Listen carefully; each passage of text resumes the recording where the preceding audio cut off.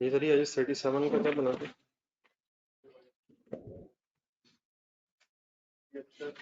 पढ़ना तो सर घर में।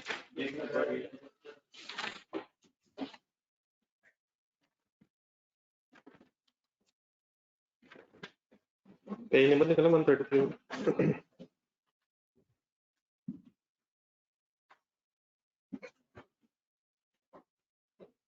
ये बड़ा ऑनलाइन कोर्स कब आ रही है?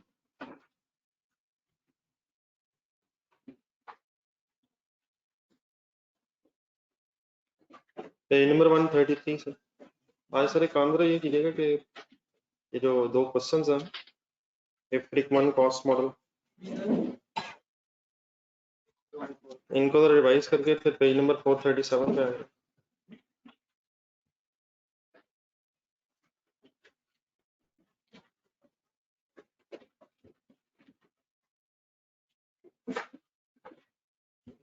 पेज नंबर 437 क्वेश्चन नंबर 3 है क्या? इसमें से ना जो पार्ट ए है, अभी पार्ट बी हमने जो चीज लिखी है वो पढ़नी है, लेकिन चले जहां तक हो गया। इसका तो पार्ट ए है, ये रखना था हम। कौन से पेजेस रिवाइज करके क्या करना है सर? पेज 133 पे जो कॉस्ट मॉडल वाले क्वेश्चन है उनको एक नजर देख के करनी जरा। पेज नंबर 437 पे क्वेश्चन नंबर 3 का पार्ट है, ठीक है सर। इसका पार्ट बी अभी रहने दीजिएगा, इसका पार्ट ए कर लीजिएगा।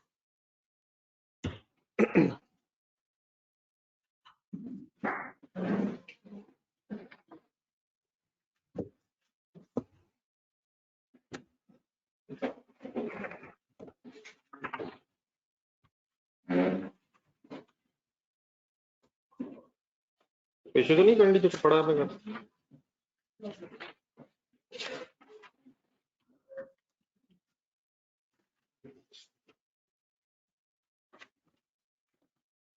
एक जरा थ्योरेटिकल क्वेश्चन भी जरा ढूंढिएगा जरा, पेज नंबर 97।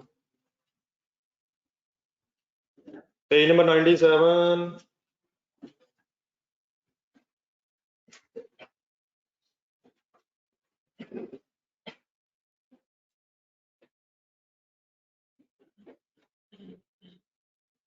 क्वेश्चन नंबर 6 है, by the name of fly bye night. एक जरा काइंडली इसको भी जरा थ्योरेटिकली कल डिस्कस करेंगे, जरा पढ़ के आइए। इसको भी रखना होगा। कितने होमवर्क हो गए सर? कौन कौन से?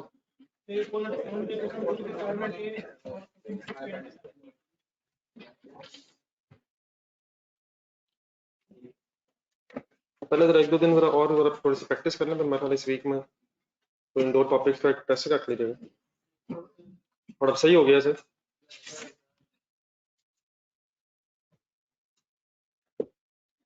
मीनवाइल जरा ढूंढा ये 38 जरा।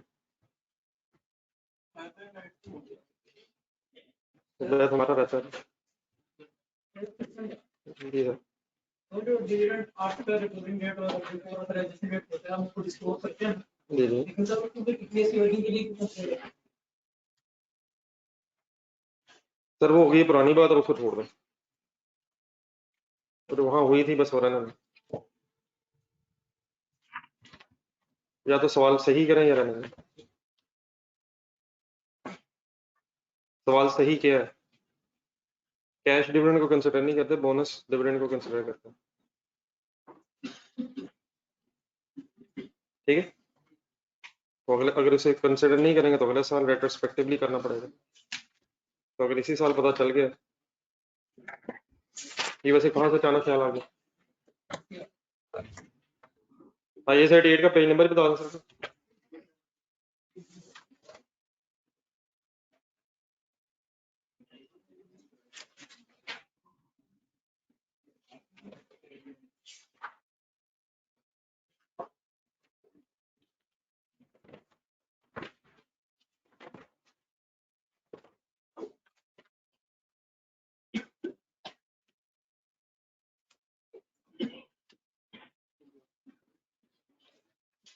तो कल वाले क्वेश्चन हो गए ना फाइनल?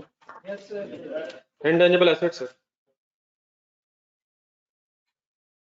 मैंने अपने हाथ में जरा एक स्टोरी सुना। तो इंटेंजिबल एसेट पढ़ा कभी जिंदगी में आपने? अरे जरा फॉर्मली भी पढ़ा। इंटेंजिबल एसेट कहते हैं जी identifiable non current asset. Non current asset होता है, लेकिन प्रॉपर्टी प्लांट एंड इक्विपमेंट और इंटेंजिबल एसेट्स में क्या डिफरेंस है? Without physical substance, property plant and equipment में जो एसेट्स होते हैं क्या वो फिजिकली नजर आ जाते हैं? लेकिन इंटेंजिबल एसेट की कैरेक्टरिस्टिक क्या है कि नॉन करंट एसेट्स होते हैं, इनका फायदा 1 साल से ज्यादा होगा, लेकिन इनका फिजिकल सब्सटेंस, फिजिकल एग्जिस्टेंस इनकी नहीं होती। फिजिकल एग्जिस्टेंस इन सेंस मतलब एसेट नजर नहीं आते होते हैं वैसे। चंद एग्जांपल्स देखें सर। आपके मोबाइल में सॉफ्टवेयर हैं,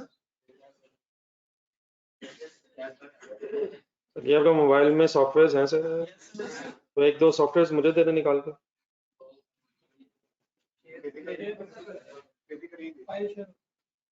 फाइल जो शेयर हो रही हो कोई नजर आ रही हो तो वैसे ही पकड़ा दें, क्या हो गया? बैठ तो दे दे। वो ऐप पे हाथ तो लगाते हैं, वो चल पड़ती है। वो ऐप सॉफ्टवेयर है या उस ऐप के पीछे सॉफ्टवेयर?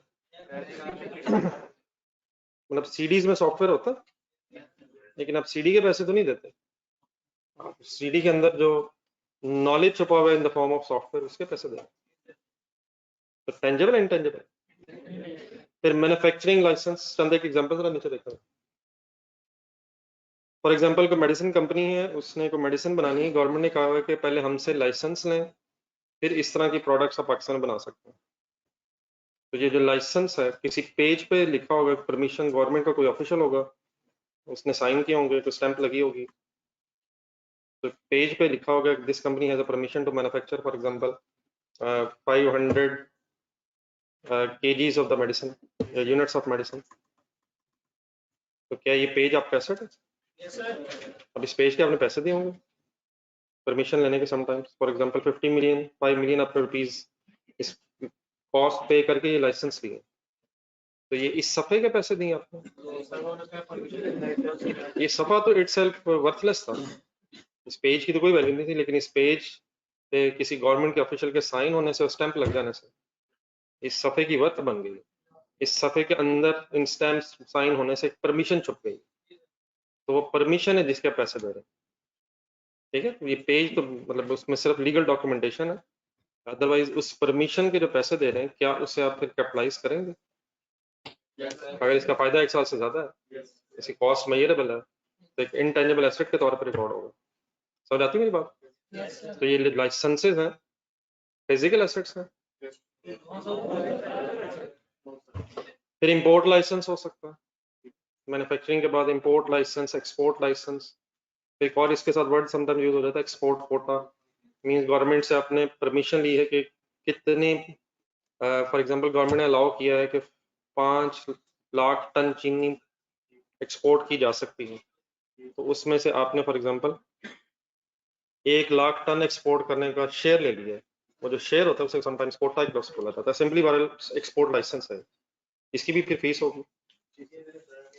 एयरलाइन रूट्स से मुराद ये है कि फॉर एग्जांपल पाकिस्तान एयरलाइन ने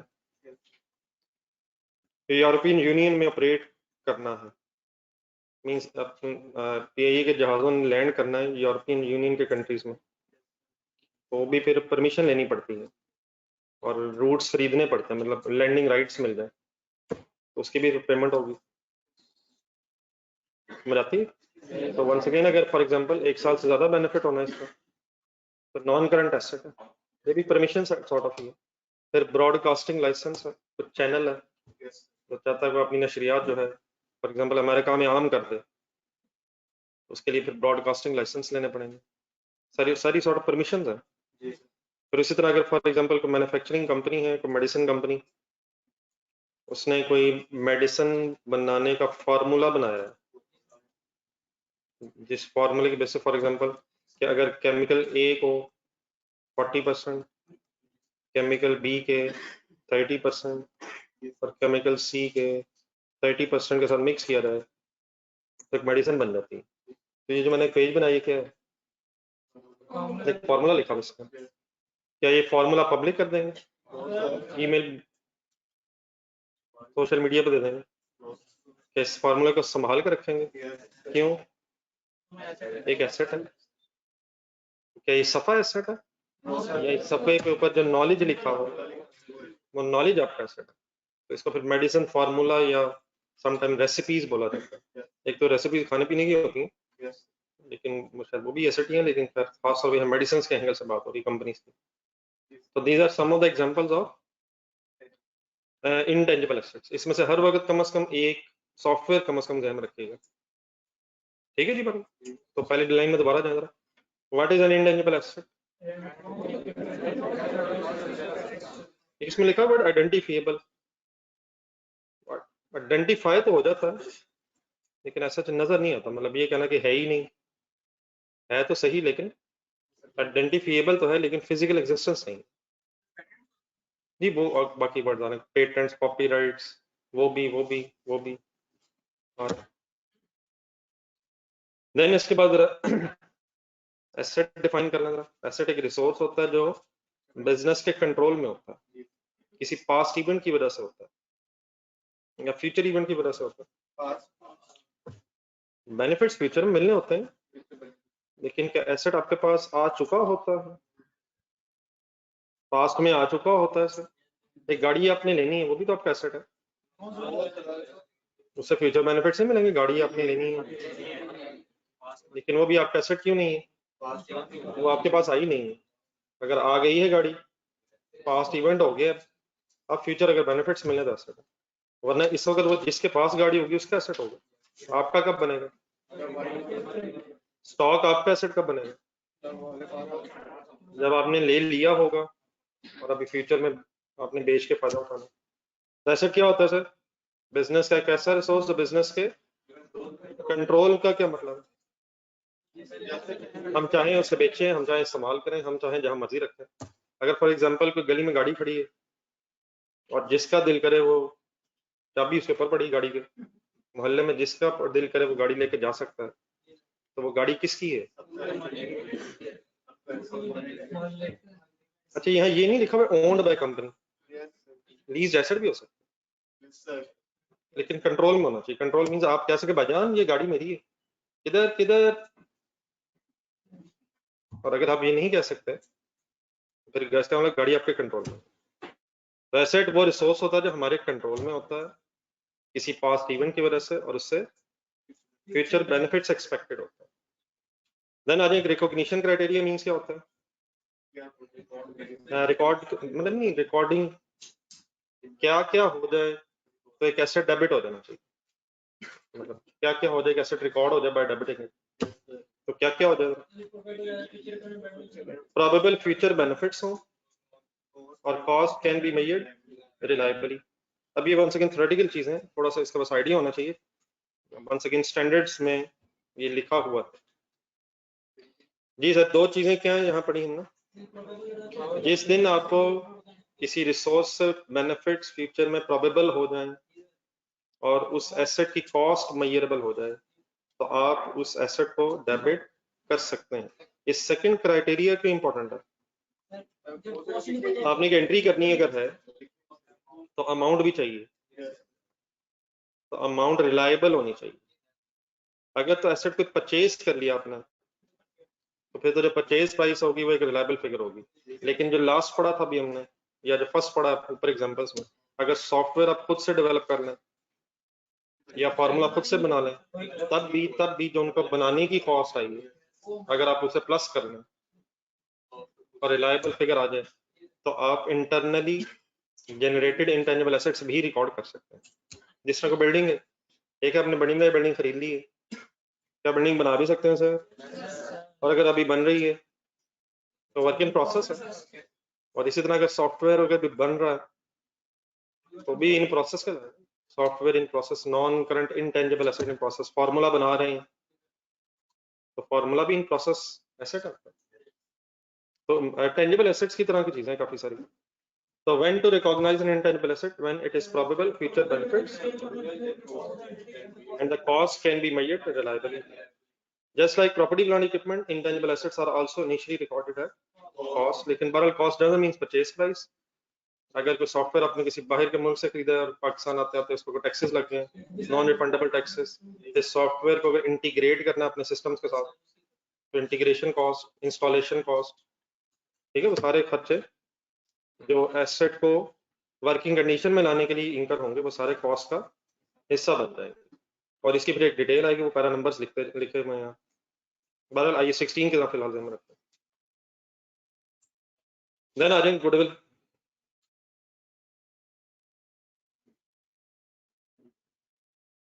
गुडविल एसेट है सर। गुडविल के साथ ही कुछ बहस शुरू हुई थी कंसोलिडेशन में, इधर इस पे चार्जिंग करते हैं। आज एक दफा दोबारा गुडविल तो थोड़ा सा रिवाइज करना।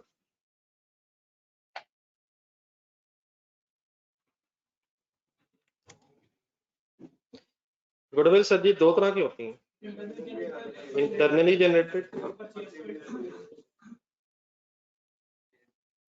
And purchase goodwill. Parent subsidiary का रिलेशनशिप जरा जहन में लाएं। पेरेंट सब्सिडरी के रिलेशनशिप में कौन किसको खरीदता है? पेरेंट सब्सिडरी के शेयर्स खरीद रहा होता है, पेरेंट सब्सिडरी के शेयर्स खरीद रहा होता है। तो कभी आपने analysis of equity of subsidiary करते हुए गुडविल देखी है? वो किसकी होती है, किसने खरीदी होती है? वो गुडविल आपने कभी भी सब्सिडरी की सेपरेट फाइनेंशियल स्टेटमेंट्स में नहीं देखी, वो कंसोलिडेटेड फाइनेंशियल स्टेटमेंट्स में नजर आती है। तो असल में इशू क्या है, गुडविल बनाई है सब्सिडरी ने, खरीदी है पेरेंट ने। दो पॉइंट्स अभी हमने पढ़े ऊपर रिकॉग्निशन क्राइटेरिया में। इंटरनली जनरेटेड गुडविल, कोई कंपनी की एग्जांपल? कोका कोला से। वो तो सारी कंपनीज की प्रोडक्ट्स जिनको हम शायद बाय नेम खरीदते हैं, हमारे जहन में कुछ ना कुछ उनके नामों की वर्थ है, ठीक है, बाय नेम। जिन जिन प्रोडक्ट्स आप जाके बाय नेम परचेज करते हैं उन प्रोडक्ट्स की आपके जहन में कोई वैल्यू है? क्या कोक वालों ने अपनी गुडविल बनाई है? रिकॉग्निशन क्राइटेरिया देखें सामने। क्या कोक वालों को इससे प्रोबेबल फ्यूचर बेनिफिट्स होंगे? तो प्रोबेबल बेनिफिट्स तो होंगे, एक्सपेक्टेड होंगे। एक्सपेक्टेड वर्ड भी है एक प्रोबेबल, बल्कि प्रोबेबल मींस क्या होता है? चांसेस हैं, अच्छे वाले चांसेस हैं। देन सेकंड लिखा cost of an asset can be measured. क्या कोका कोला वालों की कॉस्ट इंकर हुई होगी इस गुडविल को बनाने में? ये जो एडवर्टाइजमेंट्स हैं, ये जो बहुत से प्रोग्राम हैं, सो कॉल्ड प्रोग्राम हैं, आप लोगों को इनकरेज करने के लिए क्या पाएं वहाँ कोक एंजॉय करें और फिर अपनी जिंदगी का हिस्सा बना लें। ऐसे ही फिर वो कैंपेन चलती हैं, कभी कोई ट्रक्स के पीछे तो ये सब किस लिए? नाम बनाने के लिए, एडवर्टाइजमेंट। क्या कॉस्ट इंकर हुई होगी? लेकिन इस गुडविल को डेवलप करने में कितना खर्चा आया और बिजनेस को रन करने में कितना खर्चा आया? मतलब ये एडवर्टाइजमेंट्स हो रही होंगी, इसके रिजल्ट में प्रोडक्ट्स बिक रही होंगी। अब इसको इस तरह से आइडेंटिफाई करना कि कितना खर्चा सिर्फ गुडविल जनरेट करने के लिए और कितना खर्चा अदरवाइज हमारे बिजनेस के ऑपरेटिंग एक्सपेंसेस है, शायद डिवाइड किए जा तो सकते हैं। लेकिन IAS 38 ये कहता है कि क्योंकि फाइनेंशियल स्टेटमेंट शेयर होल्डर्स के लिए बन रही हैं, तो जब तक फिगर रिलायबल ना हो, और रिलायबल इन सेंस जिससे कंपनी के अकाउंटेंट्स और फिर उस पे ऑडिटर्स भी एग्री कर सकें, तो अगर एक रिलायबल फिगर तक पहुंचना मुश्किल हो और शेयर होल्डर्स फाइनेंशियल स्टेटमेंट्स क्या बना रहे हैं जिसकी बेस पर उन्हें डिसीजन मेकिंग करनी है, तो देयरफॉर फिर इसमें आर्बिट्रेरी असम्पशंस हम ले सकते हैं। लेकिन एग्जैक्टली ये कहना कि ये सिर्फ खर्चा गुडविल का था और ये जो खर्चे थे अदरवाइज ऑपरेटिंग एक्सपेंसेस है, IAS 38 से जरा मुश्किल काम है, इम्पॉसिबल नहीं है, लेकिन एक रिलायबल फिगर तक पहुंचना मुश्किल काम है। देयरफॉर कॉस्ट इंकर तो हुई होगी, लेकिन वो स्टैंडर्ड से पूरा सेंटेंस क्या है? कैन बी मेजर्ड, रिलायबली में कहता प्रॉब्लम है, therefore cost can be measured में मसला है। कैन बी मेजर्ड तक भी ठीक है, लेकिन आगे वर्ड्स क्या है? रिलायबली में स्टैंडर्ड का इख्तलाफ है, देयरफॉर कॉस्ट वाला क्राइटेरिया मीट ना होने की वजह से internally generated goodwill is not allowed to be recognized in the financial statements of the entity जिसने वो goodwill generate की। पूरी बात मेरी समझ आई? बताएंगे क्या? बेनिफिट्स प्रोबेबल होंगे, कॉस्ट भी इंकर हुई है, लेकिन सिर्फ ये कहना कि ये खर्चा गुडविल का है, ये अदरवाइज है, ये जरा मुश्किल काम, इम्पॉसिबल तो नहीं, लेकिन एक ऐसी फिगर तक पहुंचना जिस पे आप भी एग्री हो जाए और फिर ऑडिटर्स भी एग्री हो जाए और फिर वो ऐसी फिगर हो जिन, अब देखें होना कि अगर हम कोई internally generated intangible asset balance sheet में रिकॉर्ड कर दें तो हमारे एसेट्स बढ़ जाएंगे। ऐसे एसेट्स बढ़ जाने से इक्विटी बढ़ जाएगी, नेट एसेट्स बढ़ जाएंगे, नेट एसेट्स बढ़ जाने से पर शेयर कंपनी की जो प्राइस है वो बढ़ जाएगी, तो बड़ी अच्छी सी पिक्चर नजर आएगी, लेकिन शायद एक ऐसी फिगर की बेस पे जो रिलायबली एस्टिमेट नहीं हुई। इसलिए IAS 38 restricts to recognize internally generated, ठीक है, कोई कंफ्यूजन? बाकी अब इसमें डेफिनेटली कि हो सकता है नहीं हो सकता, लेकिन आफ्टर ऑल द बहस इन IAS 38 it is ultimately decided कि रिलायबल कॉस्ट तक पहुंचना मुश्किल है, देयरफॉर क्या करें, इसको रिकॉर्ड ना करें। लेकिन अब आ जाए दूसरी तरफ, परचेज गुडविल पेरेंट के एंगल से देखें, क्या पेरेंट कोई प्रोबेबल आउटफ्लोज, प्रोबेबल बेनिफिट्स नजर आ रहे होंगे, इसलिए शायद उसने एक्स्ट्रा दिए होंगे, लेकिन यहाँ क्या कॉस्ट रिलायबली मेजरेबल हो जाती है?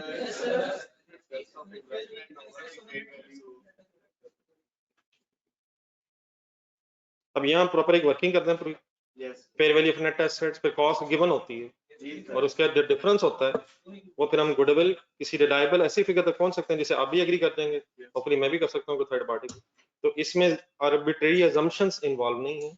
Therefore purchase goodwill can be recognised in financial statements, लेकिन कौन सी?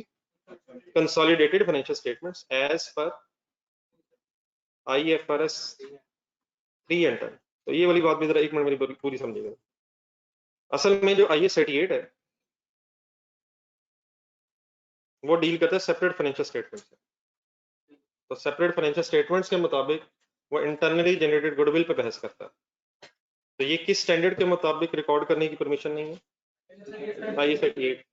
और जो कंसोलिडेटेड रिलेटेड स्टैंडर्ड्स हैं वो है IFRS 3 और 10, वो फिर अलाउ करते हैं कि परचेज गुडविल को as an intangible asset record किया जाता है। मींस उसे मतलब जरा असल में ये जो परचेज गुडविल है ये हमेशा अपने कंसोलिडेटेड फाइनेंशियल स्टेटमेंट्स में लिखती है, and consolidated financial statements are not governed by IAS 38, these are governed by consolidated related standard। मसलन ये वाली बात मैंने खासतौर पर इसलिए भी किया, जरा इन्वेंटरीज में लाया, जरा inventories are measured at lower of cost and in separate financial statement, लेकिन अगर आपको याद आ जाए तो हमने इन्वेंटरी की भी रिवैल्यूएशन करनी थी, that is requirement of the consolidated standard, ठीक है। तो purchase goodwill is recognized as an intangible asset because probable benefits भी होते हैं और cost can be measured reliably. तो थोड़ा सा लिख लेना इसी पेज के पिछले से पेज हो जाएगा।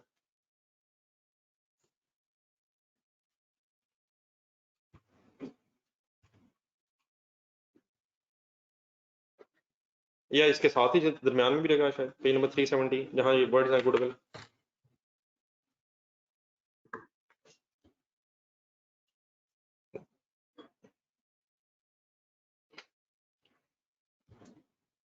Journal students clear?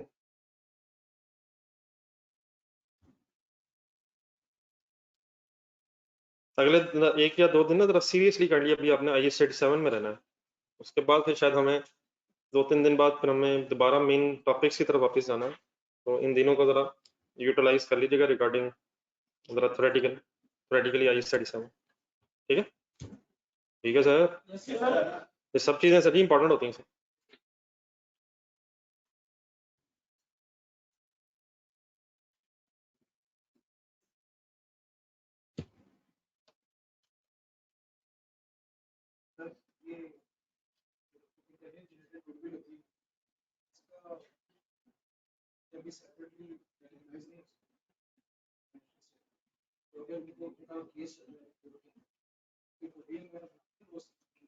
गुडविल की प्रूव इसी से कोर्ट केस।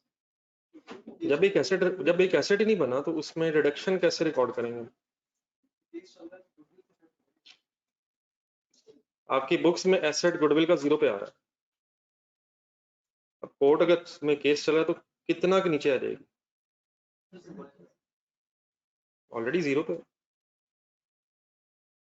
अगर परचेज गुडविल रिकॉर्ड की हुई है तो क्या फिर उसकी कोई इम्पेयरमेंट का कॉन्सेप्ट होता है? तो एसेट रिकॉर्ड तो किया हो, और अगर एसेट रिकॉर्ड ही नहीं हुआ तो आपको कितना बेचारा नीचे आ जाएगा?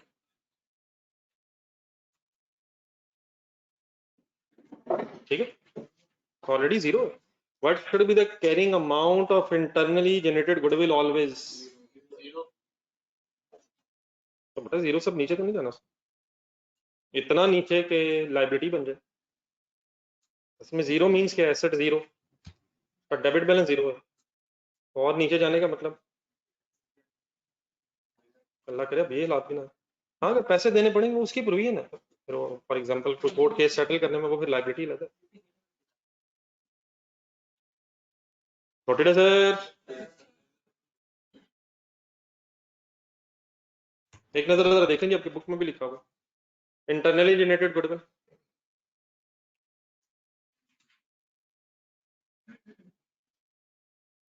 It is not recognized in tangible asset because it is not a separable resource. अलग रिसोर्स है, सही रिसोर्स है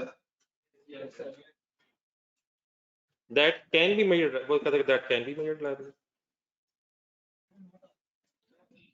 ट्रांसलेशन करेंगे intangible asset, internally generated goodwill एक इंटेंजिबल एसेट के तौर पर रिकॉर्ड नहीं होती। क्यों? ये बिजनेस का एक अलग रिसोर्स नहीं है जिसे मेजर किया जा सके, ठीक है, जिसे मेजर किया जा सके वो नोट के साथ। Purchase goodwill if cost of investment is more than the parent share, है यार? Yes sir. It is recognized in consolidated statement of financial position. इसको भी फिर अमोर्टाइज करने की बहस नहीं थी, because generally it has indefinite useful life. लेकिन क्या इसका इम्पेयरमेंट टेस्ट करते हैं? एनुअली करते हैं, लेकिन क्या जरूरी है कि हर साल इम्पेयरमेंट लॉस आए भी? किसको किससे कंपेयर एनुअली होना चाहिए? कैरिंग अमाउंट और रिकवरेबल अमाउंट को एनुअली कंपेयर होना चाहिए, लेकिन अगर कैरिंग अमाउंट ज्यादा होगी तो इम्पेयरमेंट लॉस। तो बीच में यहाँ जो बात हुई ये फिर अब कंसोलिडेशन की तरफ, क्योंकि शायद एक रात दिन में हम दोबारा कंसोलिडेशन की तरफ चलने लगे। नेक्स्ट एक लाइन पे आ रहे हैं फॉलोइंग इंटरनल, फिर इसी तरह आपने कुछ और वर्ड भी मैंने सुना उस जमाने में, हाँ, इंटरनली जनरेटेड ब्रांड्स वगैरह भी। तो following internally generated items must not be capitalized according to para 63। आगे कुछ जरा वर्ड्स भी नहीं है इसमें। नंबर 1 तो किसकी बात हो रही है? इंटरनली जनरेटेड, ऊपर अब कॉमन वर्ड चल रहा है, सारे नीचे कौन से अगर होंगे तो फिर नेवर बी कैपिटलाइज। तो इंटरनली जनरेटेड गुडविल, देन वो कहता है इंटरनली जनरेटेड ब्रांड्स। पहले तो ब्रैकेट में जाना रहा, ब्रांड क्या है? प्रोडक्ट्स के जो नाम रखे होते हैं, ब्रांड नेम्स। तो ब्रांड नेम्स जो बना रहे हैं अपने, उन्हें उनके खर्चे नहीं इस पे हो रहे, प्रोबेबल बेनिफिट्स नहीं है। लेकिन ये सिर्फ वही कॉस्ट वाला मसला है, सेपरेट कॉस्ट आइडेंटिफाई करना। लेकिन अगर आप कोई ब्रांड नेम खरीद लें, अगर आप खरीद लें तो आपको कॉस्ट पता होगी, ठीक है, उसकी डॉक्यूमेंट्री एविडेंस मौजूद होगा। एक लफ्ज इस्तेमाल होता है मैस्ट हेड, ब्रैकेट में जाएगा। ये असल में ये शायद आप इस तरह कह सकते हैं, डिफरेंट सेक्टर्स में गुडविल के डिफरेंट नेम समटाइम्स हो जाते हैं। मतलब हर जगह, फॉर एग्जांपल एक सेकंड ब्रैकेट में जाना, ये मैस्ट हेड के अखबारों के भी नाम होते हैं। अब तो खैर मेरा ख्याल ऐसे ऐसे खत्म ही हो गए मैगजीन्स अखबार, लेकिन मेरा ख्याल ऑनलाइन तो होते होंगे।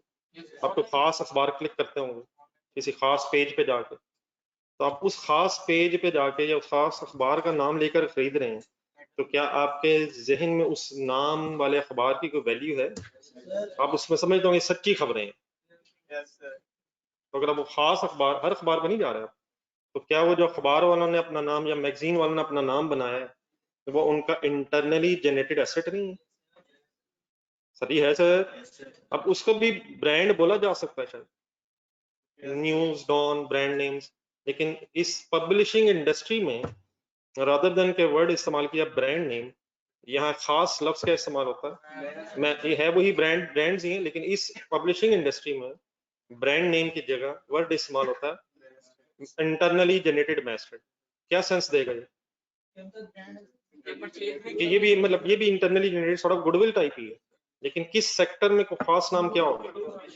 न्यूज़पेपर इंडस्ट्री में ये जो ऊपर लिखा इसके साथ ब्रैकेट में डिस्प्ले टाइटल, मतलब अखबारों का नाम उसके ऊपर लिखा होता है ना सबसे, तो डॉन न्यूज वगैरह वगैरह ये जो अखबार हैं, इनके जो नाम है ये ब्रांड नेम्स नहीं कहलाते, इनके लिए खास अलग से लफ्ज रखा हुआ मैस्ट हेड्स। तो इंटरनली जनरेटेड मैस्ट हेड्स बनाने में कोई खर्चा आया नहीं होगा, कैसे को प्रोबेबल बेनिफिट्स नहीं होंगे, लेकिन ये किसकी तरह ही अनरिकॉग्नाइज रहेंगे, इंटरनली जनरेटेड गुडविल और ब्रांड्स की तरह।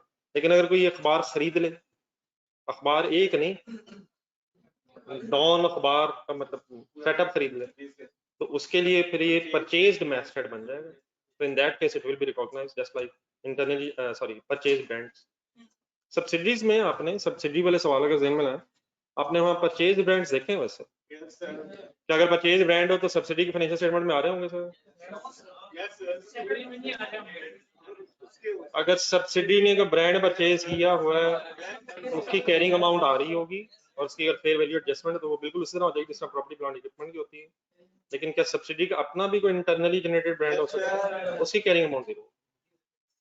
इसी तरह फिर पब्लिशिंग टाइटल्स, ये जो बुक्स हैं, आई कैप माइल वुल्फ है, पीबीपी पब्लिकेशन है, और कौन सा मतलब हाँ ये जो बुक्स पब्लिशिंग का इदारा है, अब उसमें भी ये जो मतलब ये जो पीबीपी लिखा हुआ है या पेटी वाला भी मेरा ख्याल है इसी तरह, ये मतलब मैंने अभी थोड़े पहले एमाइल वुल्फ बोला, ये किताबों के नीचे नाम प्रिंट कराया होता है, आई कैप जो बुक्स है, Emile Woolf, Oxford books publication. अब क्या ये भी कोई नाम शाम डेवलप हुए हैं? ये किसी और को इजाजत देंगे कि इनके नामों का इस्तेमाल करके अपनी बुक में रहेगी? तो ये भी सॉर्ट ऑफ ब्रांड्स है। लेकिन पब्लिशिंग बिजनेस में, एक तो न्यूज़पेपर बिजनेस ना पिछला तो था, अगर पब्लिशिंग बिजनेस में तो फिर इसे बोला जाता है इंटरनली जनरेटेड पब्लिशिंग टाइटल्स। मेरे को वर्ड समझ आ रहा है मैं क्या कर गया? ये सॉर्ट ऑफ ब्रांड्स है लेकिन डिफरेंट सेक्टर्स में उनके नाम बदल रहे हैं। तो किस सेक्टर में पब्लिशिंग टाइटल वर्ड है? बुक्स पब्लिशिंग के सेक्टर में फिर अगर इंटरनली जनरेटेड पब्लिशिंग टाइटल्स हैं तो वो भी कैपिटलाइज नहीं होंगे। हाँ, अगर किसी ने वो पब्लिशिंग टाइटल परचेज कर लिया है तो फिर रिकॉग्नाइज। क्या हो जाता है असल में परचेज करने से? कॉस्ट रिलायबल ही पता चल जाती है। फाइनली फिर एक है कस्टमर लिस्ट, और ब्रैकेट में कस्टमर रिलेशनशिप्स। आजकल तो शायद नहीं आजकल तो ये शायद मेरा ख्याल आईटी और ऑनलाइन बिजनेसेस ये शायद बड़ी कॉमन चीज होगी भी। लेकिन पहले मैं एक आसान से एग्जांपल से समझाता हूँ। फॉर एग्जांपल एक कंपनी है जो 20 साल से कहीं यूरोप में बिजनेस कर रही है, यूरोप में एक्सपोर्ट्स कर रही है, तो यूरोप में बहुत से उसके कस्टमर्स बन गए होंगे जिनके साथ उस कंपनी का रिलेशनशिप एस्टेब्लिश हो गया होगा। ठीक है, अब वो कस्टमर जो यूरोप में है, क्या इस कंपनी के लिए कोई एसेट है? एक कस्टमर रिलेशनशिप्स इस कंपनी को फ्यूचर में बेनिफिट देंगे। आप फॉर एग्जांपल इस कंपनी को अप्रोच करते हैं और ऐसे कहते हैं ये जितने कस्टमर्स हैं ये मुझे दे दें, आप इन ना चीज़ें बेचा करें, मैं ये चीज़ें बेचना चाहता हूँ। वो कंपनी कहेगा वेल एंड गुड, वेलकम, ठीक है, ऐसे ही होगा। या क्या वो कोई एसेट बेच रही कंपनी, ये भी उसका एसेट है। तो अगर किसी कंपनी ने खरीदने होंगे ये रिलेशनशिप तो वो परचेज करेगी। नहीं, प्रोबेबल कंट्रोल होना चाहिए, सर्टेन कंट्रोल कोई वर्ड नहीं है। गाड़ी आपने ली है, गाड़ी आपके कंट्रोल में है, रातों रात ले जाएगी, प्रोबेबल है कि इंशाल्लाह बेनिफिट्स देगी। Controlled means with in certain limits. हमें उम्मीद है, मशीनरी आपने ली है, अगले दिन खुदा ना आग लग गई, उम्मीद हमें है कि फ्यूचर बेनिफिट्स देगी। कस्टमर रिलेशनशिप्स भी बाकी ये डेफिनेटली वो शायद उधर भी मसला है कि ये अभी रिकॉग्नाइज नहीं होना इसका। लेकिन अगर आपको उम्मीद है कि प्रोबेबल बेनिफिट्स हैं तो शायद आप पहला क्राइटेरिया कह सकते हैं किसी हद तक मीट हो गया। लेकिन इसमें भी प्रॉब्लम अब क्या आएगा कि इन रिलेशनशिप्स को एस्टेब्लिश करते हुए खर्चा कितना हुआ, अच्छा, ये टेंजेबल एसेट है इंटेंजेबल है? कस्टमर एसेट्स नहीं है आपका, कस्टमर्स के साथ जो आपके ताल्लुकात हैं, वो जो ताल्लुकात है वो कहाँ है? किसी फ्रिज में रखे हुए हैं? मतलब वो हैं, बस हैं भी और नहीं भी। नहीं नहीं, मतलब वो बस हम उस कंपनी का स्टिकर हम लगा दें, वो सॉर्ट ऑफ एक स्टिकर ही होगा कि अब आपने नहीं बेचना, हम इन्हें बेचेंगे, तो उसका मतलब फिर क्या होगा कि इन कस्टमर्स को पता भी नहीं चलेगा और हमारा लेबल लग जाएगा। हाँ, सॉर्ट ऑफ उनका लेबल खरीद लेंगे, लेकिन उससे क्या होगा कि कॉन्ट्रैक्ट हो जाएगा कोई, और कॉन्ट्रैक्ट के बाद अगर डेफिनेटली इसकी कोई प्राइस डिटरमिन होगी और अगर कोई एग्रीड प्राइस हो जाए, तो फिर वो कंपनी अगर नहीं सेल करी तो उस, अब एक तो क्या था, उसने 20 साल बिजनेस करके अपने रिलेशनशिप एस्टेब्लिश किए, और एक ये है कि आपने बने बनाए वो रिलेशनशिप्स ले लिए, तो आपके लिए परचेज रिलेशनशिप हो जाएगा। जी जी, अब फिर तो मैस्ट हेड भी लेता नहीं है, मैस्ट हेड, पब्लिशिंग टाइटल, ये सब कोई अलग चीज है नहीं, शायद डिफरेंट सिचुएशंस में जरा वर्ड्स बदल रहे हैं, लेकिन कस्टमर रिलेशनशिप्स को ये कहना है कोई ब्रांड है, मेरा ख्याल ये मुनासिब नहीं है। कस्टमर रिलेशनशिप्स को ब्रांड मतलब ताल्लुकात हमारा कोई एसेट है, इंटरनली जनरेटेड अगर है, ब्रांड तो नहीं है ना यार, मेरे आपके साथ ताल्लुकात है अल्लाह ना, तो ये मतलब ब्रांड तो नहीं है, अल्लाह करे मतलब। नहीं, आप मान नहीं रहे, शायद मानने ना, मैंने इसलिए बीच में डिस्क्लेमर दे दिया। अगर आप ये मान लें कि हमारे आपस में रिलेशनशिप है, तो ये कोई ब्रांड नेम तो नहीं है, सोच लो। मतलब ठीक है, ये भी सॉर्ट ऑफ एसेट है, एसेट है वैसे, तो बेनिफिट्स एक्सपेक्टेड हो सकते हैं, लेकिन अगर खुद बनाए हैं तो खर्चे भी किए होंगे आपने उसमें, डिस्काउंट्स दिए होंगी, हो सकता है कोई गिफ्ट वॉचर्स भेजते रहे वहाँ, बड़ा कुछ किया होगा हमने रिटेन करने, कस्टमर्स को रिटेन करने के लिए बड़ा कुछ करते हैं।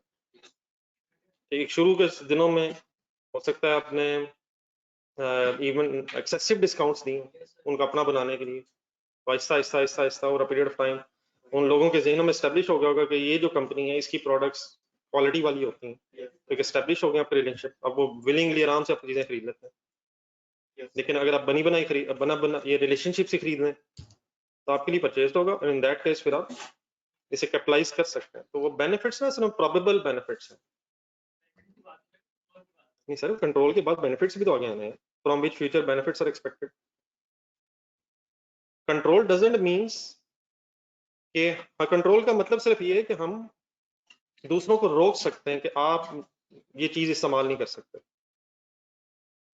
अब दूसरों को रोक सकने का मतलब क्या, अगर फॉर एग्जांपल आपका कोई मैस्टर्ड है और किसी को नहीं आप रोक सकते कि वो भी आपके नाम पे अखबार पब्लिश करी जाए, तो फिर ये आपके कंट्रोल में नहीं आ सकता। अगर कोई आपका मशीनरी कोई जिसका दिल करे इस्तेमाल करी जाए, लेकिन अगर आपके पास ये एबिलिटी है कि आप रोक सकते हैं, लेकिन ये भी जरूरी वो रुके नॉर्मल हालात में, और अगर वो ना रुके आप कोर्ट जा सकते हैं, लड़ नहीं सकते आप।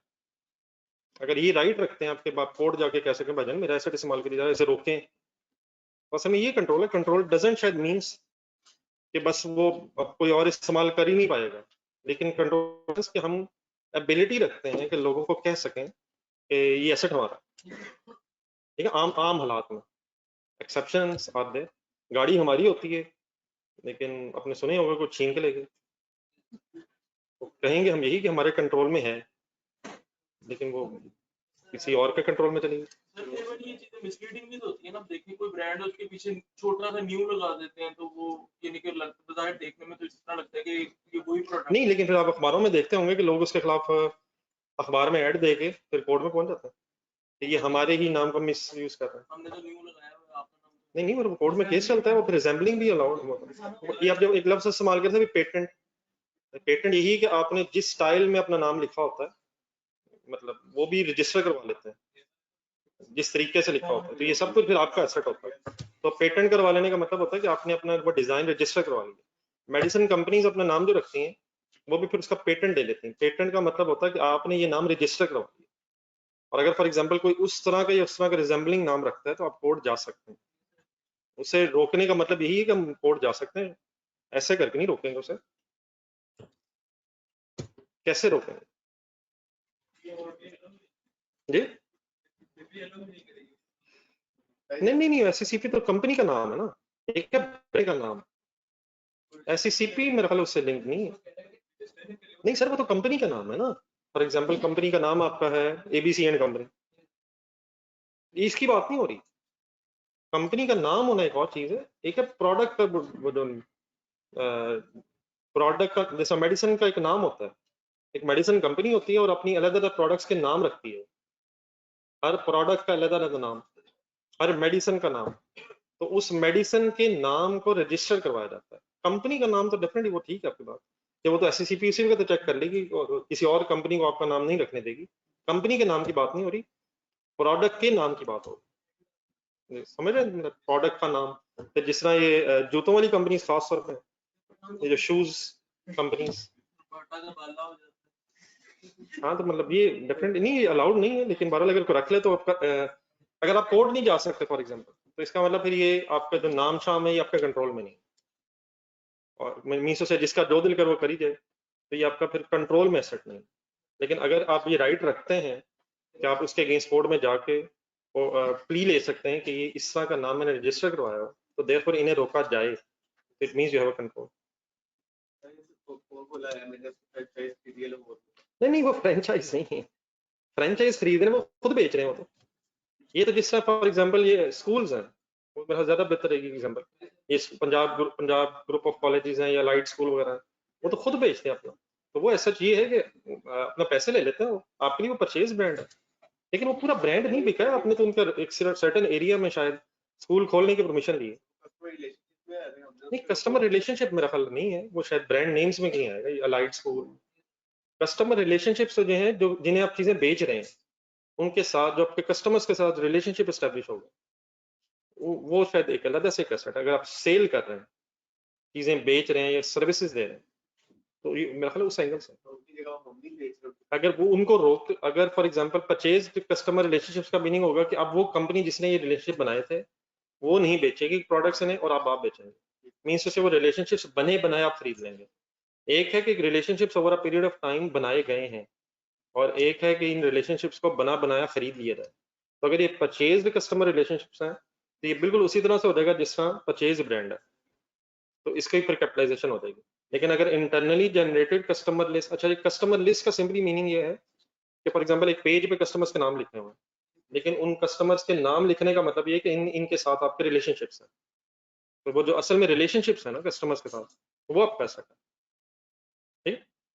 तो वो जो कस्टमर्स खासतौर पर बड़ी यहाँ जो है ना, ये रिफ्लेक्ट कर रहा है कि आप इन्हें चीजें गुड्स या सर्विसेज देते थे। ठीक है, कुछ क्लियर हो गया बात? क्या क्लियर हुई है? चलें ये चारों पांचों पॉइंट्स में रख के कोई एक सेंटेंस फाइनल बनाए।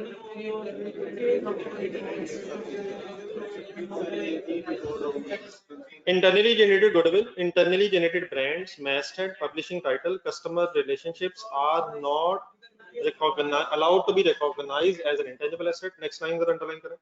However, if these are purchased, then these are capitalized, और फिर इनकी अगर लाइफ पता हो, अदर देन गुडविल अगर लाइफ पता हो, तो फिर आप इसे मोटाइज भी करते हैं। ठीक है, कुछ रीजनबली क्लियर है यहाँ तक? ऊपर से पढ़ लेना।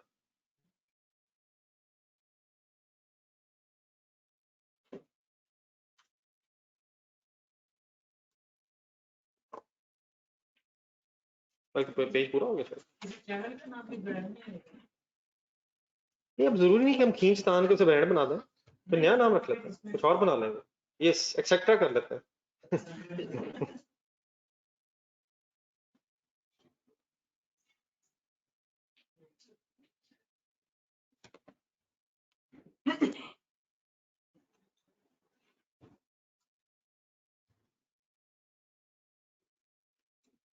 जी ठीक है सर, कोई कंफ्यूजन तो नहीं? नेक्स्ट पेज पे है जी, हेडिंग लिखी हुई internally generated intangible assets other than goodwill. क्या पिछले पेज की कंक्लूजन ये है कि इंटरनली जनरेटेड इंटेंजिबल एसेट कोई भी रिकॉर्ड नहीं होता? नहीं सर, कोई कंक्लूजन नहीं। अगर कोई इंटरनली जनरेटेड सॉफ्टवेयर है, इंटरनली जनरेटेड फॉर्मूला है, तो वो कैपिटलाइज हो सकता है अगर रिकॉग्निशन क्राइटेरिया मीट हो। तो internally generated intangible asset other than goodwill के साथ ब्रैकेट में जो लिखा है वो क्या है? Research and development. जी जी, मतलब मीन्स से ये नहीं कि कोई भी इंटरनली जनरेटेड एसेट रिकॉर्ड नहीं होगा। अब कुछ इसकी एक्सेप्शन शायद सॉर्ट ऑफ आ रही है। एक सर आप पहले इधर स्टोरी थोड़ी सी पढ़ लें, फिर मैं इसको एक्सप्लेन करता हूँ। A company may have an internally a company may have an intangible item that is internally generated. There are 3 distinct phases. सिर्फ वर्ड्स बोलना होगा क्या लिखा है। मैंने एक छोटी सी एग्जांपल आपके सामने बनानी है, वो आपने एग्जांपल कब बनानी है मैं बाद में बताता हूँ, तो पहले आपने सिर्फ सुनी है। लेट्स अज्यूम कि फार्मास्यूटिकल कंपनी है,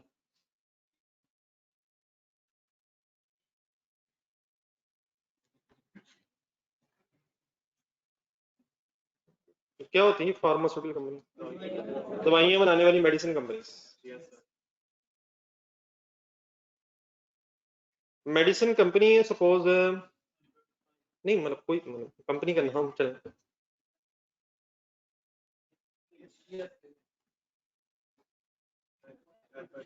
कोई एक कंपनी वो चाह रही है कोई फॉर एग्जांपल हार्ट पेशेंट्स के लिए कोई नई मेडिसिन बनाए।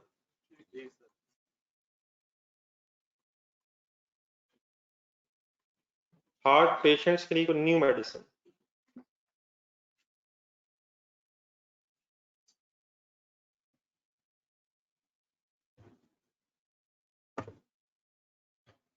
मीन्स कोई नई मेडिसिन डेवलप होने लगी है।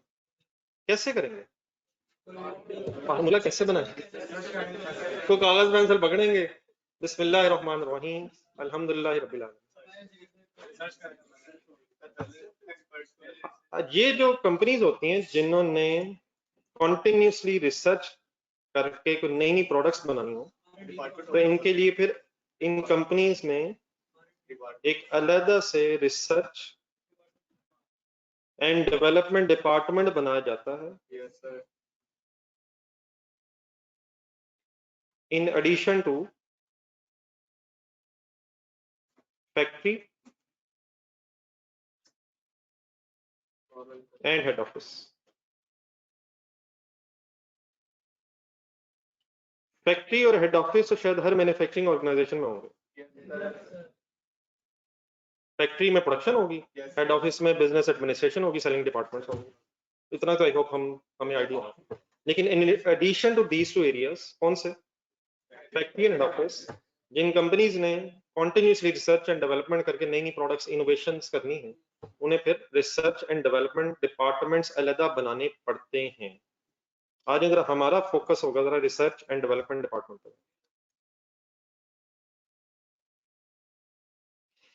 इस रिसर्च एंड डेवलपमेंट डिपार्टमेंट की आउटपुट क्या होगी? New product. कोई मेडिसिन नहीं, कोई मेडिसिन नहीं। हम कब कह सकेंगे कि हमारा रिसर्च एंड डेवलपमेंट डिपार्टमेंट जो है इसने कोई हमें पॉजिटिव आउटपुट जनरेट करके दी है? जब ये कोई नए नए फार्मूला बना के देता होगा। अब फार्मूले का मतलब कोई सफा होगा,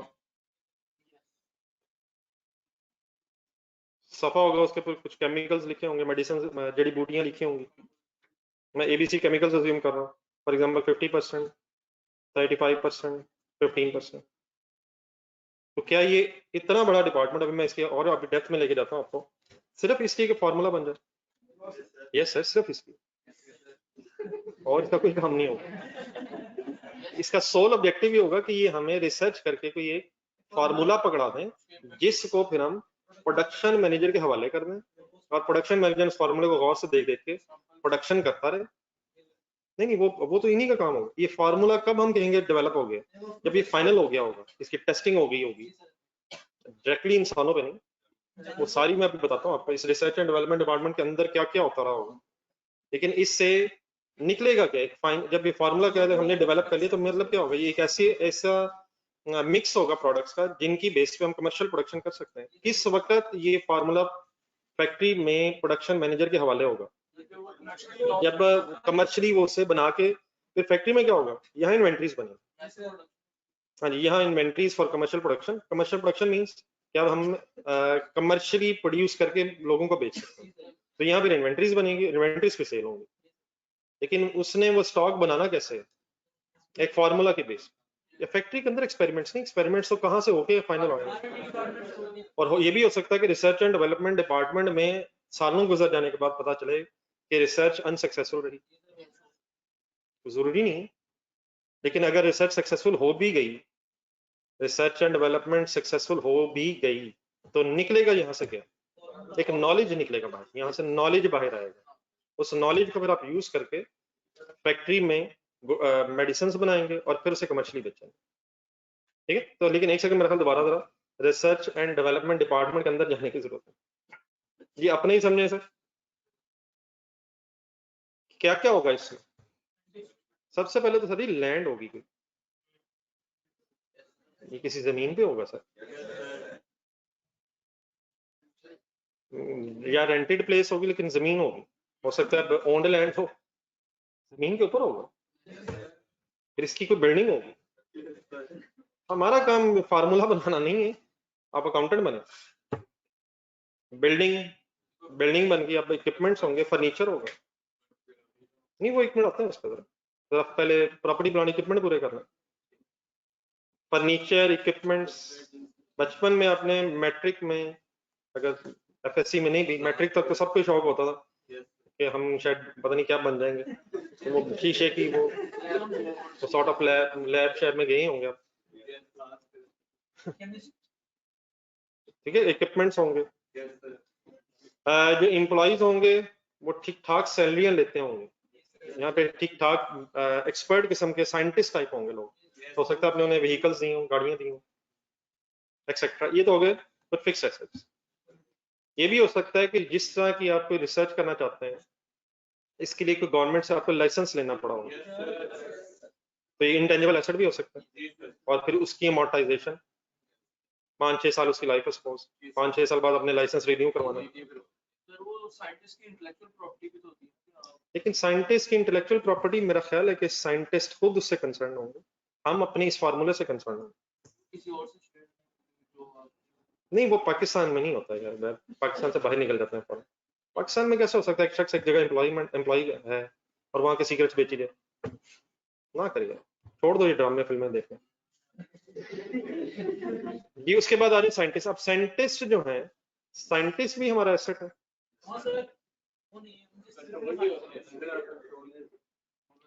अगर कंट्रोल भी हो जाए तो साइंटिस्ट की कॉस्ट क्या है? उसकी सैलरी कॉस्ट नहीं है, जाने दो खुदा के लिए, उसके 1 महीने की सैलरी जो है वो उसकी कॉस्ट है, खुदा का नाम ले। आप इस तरह करें, अपने आप को साइंटिस्ट समझें, अब बताएं आपकी कॉस्ट क्या है? नहीं, इवन 50 लाख भी, आप जरा सिर्फ ये किसी इंसान को में आपकी कॉस्ट ये है, तो ये कितने ज्यादती वाली बात। तो कभी भी आपने किसी स्टेटमेंट ऑफ फाइनेंशियल पोजीशन में एम्प्लॉइज को एज एन एसेट देखा? एम्प्लॉइज की स्किल तो वो कभी नहीं हमने देखी, और ना ही शायद उसका कोई चांस है, मतलब उसकी कॉस्ट। फिर इंसान जो है जो शायद सबसे ज्यादा अनकंट्रोलेबल है, कंट्रोलेबल वाली जो बात है, गाड़ी तो फिर शायद कोई उम्मीद है कि, लेकिन बंदा तो है भाग इधर उधर भी हो जाता है, पता भी नहीं चलता, आता जाता है। तो बहरहाल वापस आने मेन चीज पे, कुछ टेंजिबल एसेट्स होंगे, कुछ इनटेंजिबल एसेट्स होंगे। अब खर्चों पे आए जरा, क्या इस डिपार्टमेंट में खर्चे हो रहे होंगे? क्या क्या?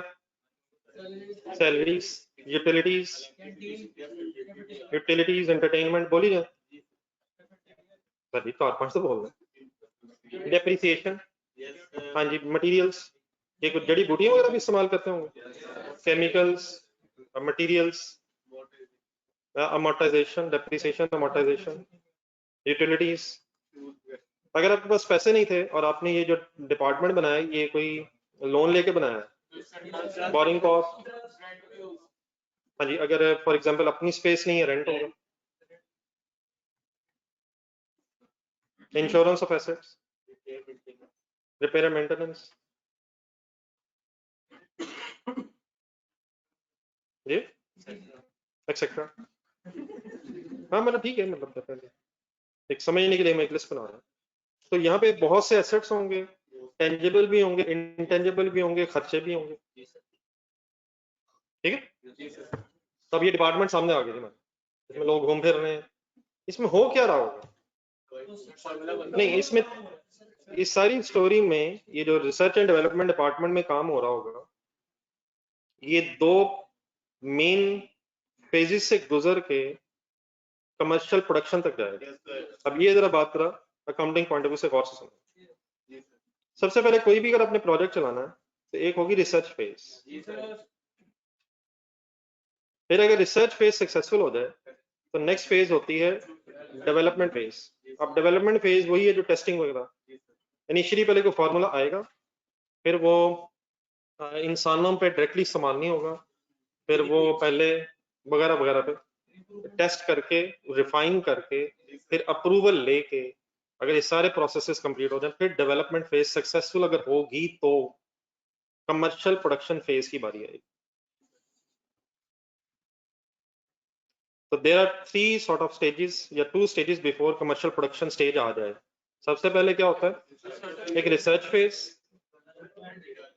फेज और फिर उसके बाद एक डेवलपमेंट फेज कब आएगी, अगर रिसर्च फेज किसी हद तक रीजनेबली सक्सेसफुल हो जाएगी, सक्सेसफुल होगी, कुछ ना कुछ बन गया, मिल मिक्स मुक्स करके बन गया और अब हम टेस्ट उसे करना चाह रहे हैं, तो then testing stage will be called as development phase. और अगर वो भी सक्सेसफुल हो गई तो फिर कमर्शियल प्रोडक्शन फेज। अब आने थोड़ा थोड़ा सा इन वर्ड्स पर जरा गौर कर लें। अपने पास जरा बुक पे आ जाए, जरा पेज नंबर 371 थोड़ी डेफिनेशन वहां से देखें।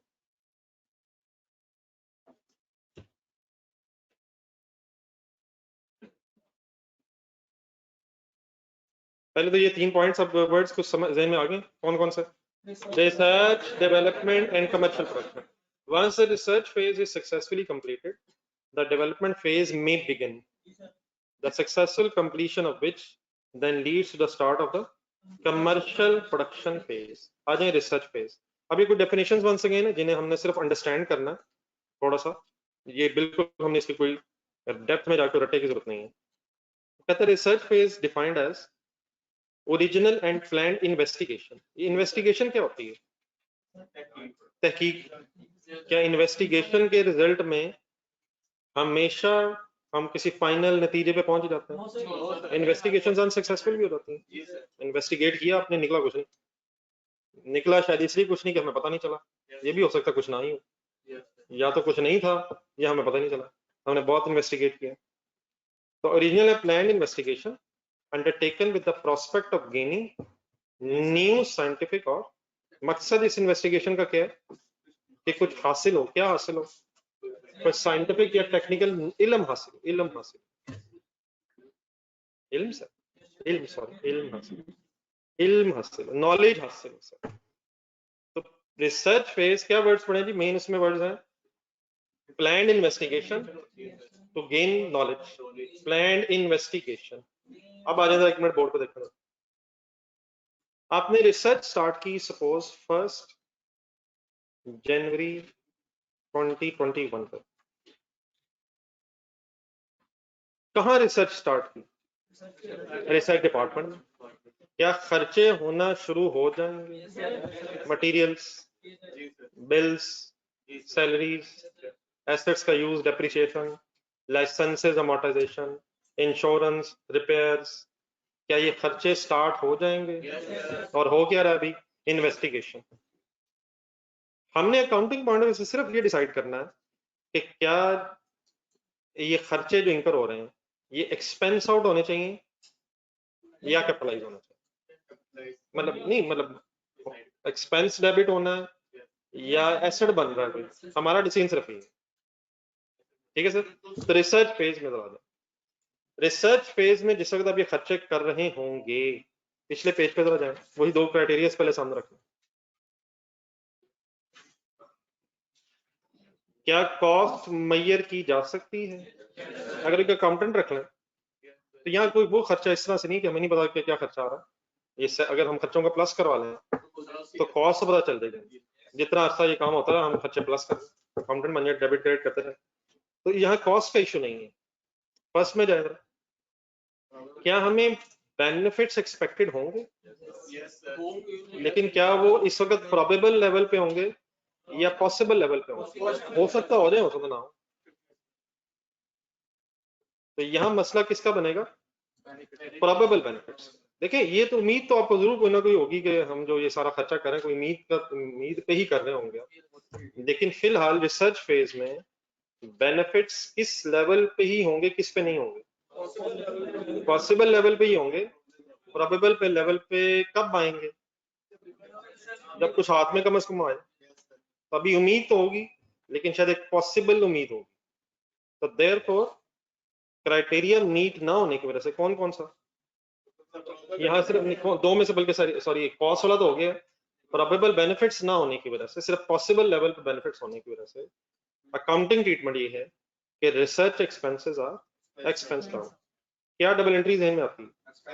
रिसर्च एक्सपेंसेस डेबिट, कैश या पेबल क्रेडिट, जो भी खर्चे हो रहे हैं कैश क्रेडिट, अगर जाना है payable credit, research expenses debit. अब वो एंटिटीज जहां पे ये रिसर्च एक्सपेंसेस भी ह्यूज एक्सपेंडिचर्स हैं, तो स्टेटमेंट ऑफ प्रॉफिट लॉस ज़हन में लाएं। जिस तरह sale, cost of sale, gross profit, other income, selling admin expenses की एक लाइन होती है, फाइनेंशियल चार्जेस की एक लाइन होती है। तो जो कंपनीज ठीक ठाक एक्सपेंडिचर कर रही होती हैं रिसर्च एंड डेवलपमेंट पे, वो भी फिर अगर उनके ये खर्चे काफी मटीरियल हो तो फिर अलग लाइन आइटम बना के डिस्क्लोज करती हैं। लेकिन अगर लाइन आइटम, ठीक है, अलग लाइन आ रही होगी, लेकिन अगर कोई बहुत ज्यादा मटीरियल खर्चा नहीं है तो अदर एक्सपेंसेस में प्लस किया जा सकता है। तो या कहाँ या कहाँ, या कैसे या कहाँ, या सेपरेट लाइन बन जाएगी, या फिर अदर एक्सपेंसेस में क्लब कर सकती हैं वो कंपनीज जिसमें बहुत ज्यादा मटेरियल अमाउंट ना हो। लेकिन why the research expenses are not capitalised?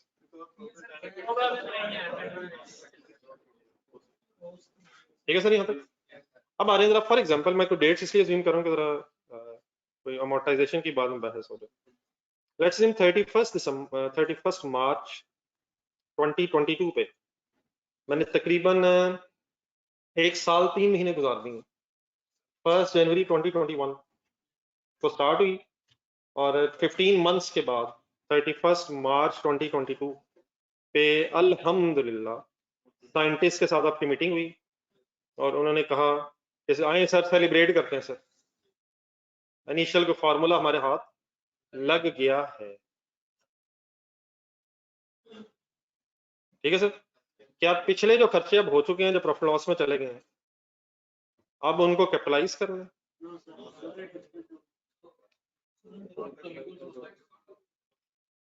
पिछले सालों में जाके IAS 8 अप्लाई करना चाहिए और प्रायर एरर को ठीक कर लेना चाहिए। उस वक्त जो हमें लग रहा था वो हमने कर लिया है, तो अब जो भी होगा प्रोस्पेक्टिवली होगा। हाँ, अगर उसी वक्त क्राइटेरिया मीट हुआ था तो वो एक गलत इशू है, लेकिन रिसर्च फेज में अगर बेनिफिट्स पॉसिबल थे तो आपने एक्सपेंस आउट कर दिया है, जो हो गया है उसको कुछ नहीं करना, अब ऑनवर्ड सोचना है।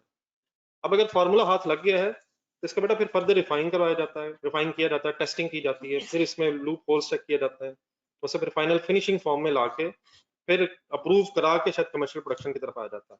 तो मैं ये जो अगली बातें की हैं ये होती हैं फिर डेवलपमेंट फेज में। ठीक है, तो सॉर्ट ऑफ आप समझ लें कि अब डेवलपमेंट फेज में इस फार्मूले की टेस्टिंग स्टार्ट होगी। वंस अगेन आ जाए क्राइटेरिया की तरफ। अब कहाँ ही डेवलपमेंट हो रही होगी? रिसर्च एंड डेवलपमेंट डिपार्टमेंट के अंदर ही कुछ और मटेरियल्स, कुछ वो भी मंगवा लिए होंगे, वो भी जिन पे टेस्टिंग करनी है, जो आप नाम बोल रहे थे, वही सारे खर्चे। ठीक है, सैलरीज, यूटिलिटीज, ये सब खर्चे इंकर हो रहे होंगे। तो कॉस्ट इकट्ठी करना वंस अगेन इशू शायद मेजर नहीं है। अब बताएं, क्या इस वक्त बेनिफिट्स प्रोबेबल हो गए होंगे? लेकिन मेरे वर्ड से नजर और से, अगर इस वक्त वैसे चांसेस हैं कि हो गए होंगे, कंपैरेटिवली ज्यादा चांसेस हैं रिसर्च फेज की बजाय कि अब हमें बेनिफिट्स ज्यादा प्रोबेबल हो गए होंगे। लेकिन वर्ड्स हमेशा हमने क्या यूज करने हैं? If the benefits are probable and cost can be measured reliably, then capitalize the expenditures in development phase. If however still the criteria is not met, तो डेवलपमेंट फेज के खर्चे भी एक्सपेंस आउट होते हैं by default. ठीक है, हम development phase में ये अज्यूम कर लेंगे कि बेनिफिट्स प्रोबेबल हो गए होंगे, देयरफॉर कैपिटलाइज। लेकिन सेंटेंस कैसे लिखेंगे? Recognize this expenses as an expense unless criteria is met. क्या मैं ये कह रहा हूँ कैपिटलाइज नहीं हो सकते? क्या मैं ये कह रहा हूँ हमेशा कैपिटलाइज होंगे? मैं क्या कह रहा हूँ? There is more chance in development phase के क्राइटेरिया ऑफ कैपिटलाइजेशन मीट हो गया हो, तो ठीक है आप कैपिटलाइज कर लें, अनलेस आपको पता चल जाए कि स्टिल क्राइटेरिया रिगार्डिंग प्रोबेबिलिटी अभी मीट नहीं हुई। तो इन दैट केस क्या करेंगे? क्या करेंगे sir? Recognize the development expenditures as an asset, as an कौन सा asset, as a कौन सा asset, फिजिकल एसेट है ये, किस चीज से बेनिफिट्स नजर आ रहे होंगे, उस फार्मूले से कि एक्सपेरिमेंट्स के रिजल्ट में बेनिफिट्स, एज अ कौन सा asset, intangible asset, unless recognition criteria is not met.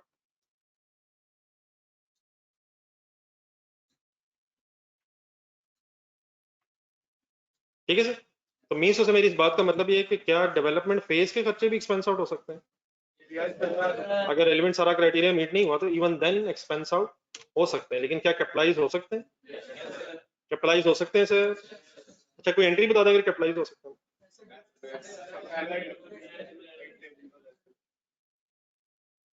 Ji sorry, intangible asset sort of debit है, लेकिन शायद एक वर्ड अभी और लगाने में एक डेट लिख दूंगा, 30 जून 2023 पे सपोज जाके सक्सेसफुली डेवलपमेंट फेज कंप्लीट हो गई है, तो आगे बाद में जाते हैं, जरा पिछली डेट से पढ़ा था, 31 मार्च 22 पे डेवलपमेंट स्टार्ट हुई थी, और 30 जून 2023 मींस फिर 1 सेकंड से 15 मंथ्स बना दी मैंने, डेवलपमेंट फेज कंप्लीट हुई है, इस टाइम पीरियड में अगर क्राइटेरिया आपका मीट हो गया था तो आप कैपिटलाइज कर रहे होंगे,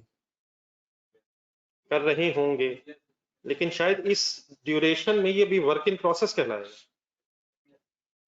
फाइनली ये कंप्लीटेड एसेट कब कहलाएगा, 30 जून पे, तो शायद हम capital work in progress intangible asset type को चीज डेबिट कर रहे होंगे, ये वर्ड शायद लगाना इसलिए भी जरूरी है कि क्या खर्चा जितना आप कैपिटलाइज कर रहे होंगे साथ साथ अमोर्टाइज भी हो रहा होगा, amortization begins when the asset is available for use, available for use ये कब होगा, जब डेवलपमेंट फेज सक्सेसफुली कंप्लीट हो जाए, तो जब डेवलपमेंट फेज सक्सेसफुली कंप्लीट हो जाएगी फिर शायद हमारा इंटेंजिबल एसेट के नाम से एसेट बनेगा, शायद फिलहाल हम capital work in process debit cash credit वाली एंट्री करते जा रहे होंगे, लेकिन ये भी कब करते जा रहे होंगे, अगर क्राइटेरिया मीट हुआ है, और अगर फाइनली अल्हम्दुलिल्लाह डेवलपमेंट फेज सक्सेसफुल हो गई है, अब फार्मूला रेडी फॉर यूज हो गया है, अवेलेबल फॉर यूज हो गया है, तो हम आप कैपिटल वर्क इन प्रोग्रेस का हेड खत्म कर देंगे और एक फार्मूले को इंटेंजिबल एसेट के तौर पे डेबिट कर देंगे, और यहाँ से ऑनवर्ड्स फिर कमर्शियल प्रोडक्शन भी स्टार्ट होगी, और एसेट अगर अवेलेबल फॉर यूज हो गया है तो देन अमोर्टाइजेशन कब से ऑनवर्ड स्टार्ट होगी, when the asset is available for use, और वो फिर definitely development phase successfully complete होने के बाद ही होगी, ठीक है यहाँ तक। अब ये थोड़ा सा आप जरा पेज के स्टार्ट पे बना सकते हैं, डायग्राम की जरूरत है, मैंने डायग्राम बनाई, अगर है तो फिर पेज नंबर मेरा 370 के पिछला पेज बेहतर रहेगा, जरा इसमें जगह ज्यादा है।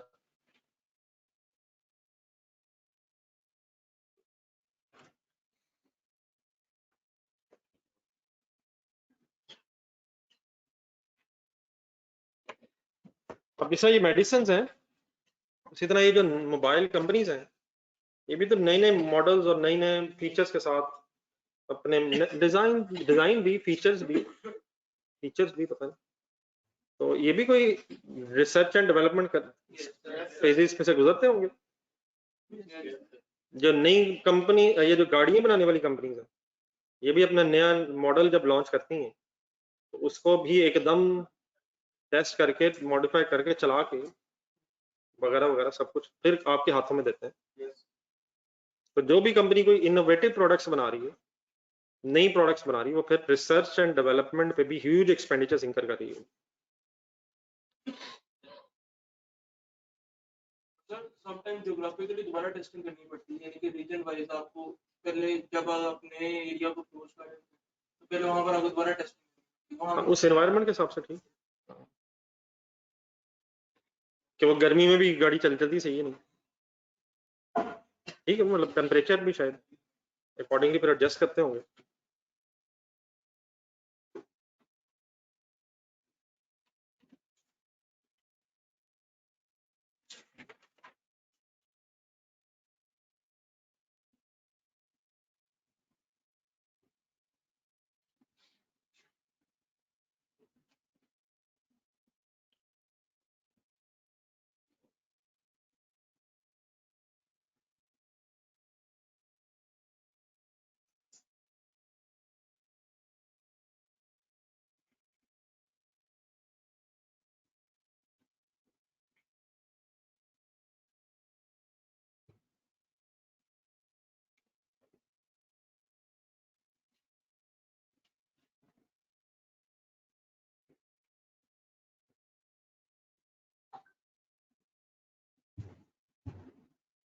क्या ये कोई क्वालिफाइंग एसेट हो सकता है फार्मूला?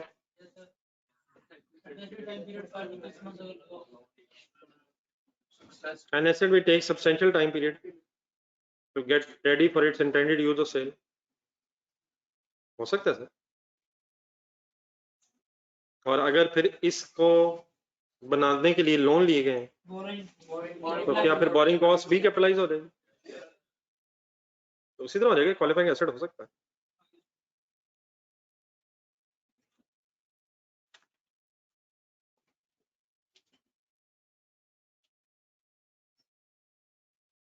फार्मूला हैंडओवर कब होगा फैक्ट्री में? जब रिसर्च फेज कंप्लीट हो जाएगी, डेवलपमेंट फेज या commercial production phase? Commercial production phase तो कहीं शुरू होनी है, फिर वो फैक्ट्री में। कमर्शियल प्रोडक्शन का मतलब ये है कि अब हम इन्वेंट्री को उस पैमाने पे बनाएंगे जिस पैमाने पे उसे बना के हमने मार्केट में कस्टमर्स के लिए बेचना।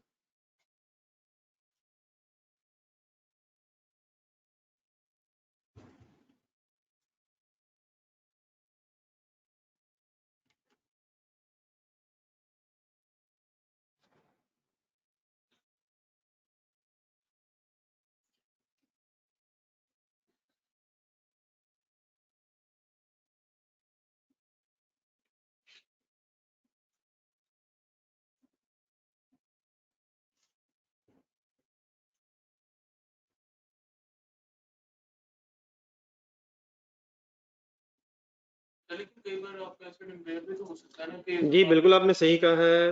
हाँ जी, मैं अपनी बात इंशाल्लाह भी कंप्लीट करता हूँ।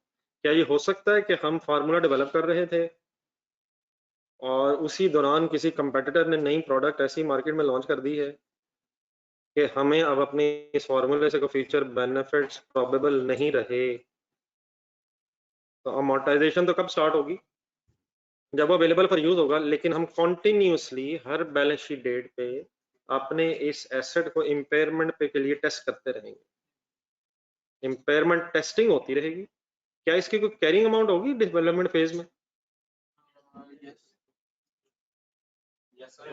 रिसर्च फेज में कैरिंग अमाउंट क्या होगी? 0। रिसर्च फेज में तो एक्सपेंस आउट हो रहा है। कैरिंग अमाउंट किसकी होती है एसेट में? तो रिसर्च फेज में तो हमने एक्सपेंस आउट किया। डेवलपमेंट फेज में हमने कैपिटलाइज करना शुरू कर दिया क्योंकि सपोज हमें लगा कि अब बेनिफिट्स प्रोबेबल हैं, हम शुरू हो गए। तब कैरिंग अमाउंट वही कॉस्ट कैरिंग अमाउंट बनेगी विदाउट एनी अमोर्टाइजेशन।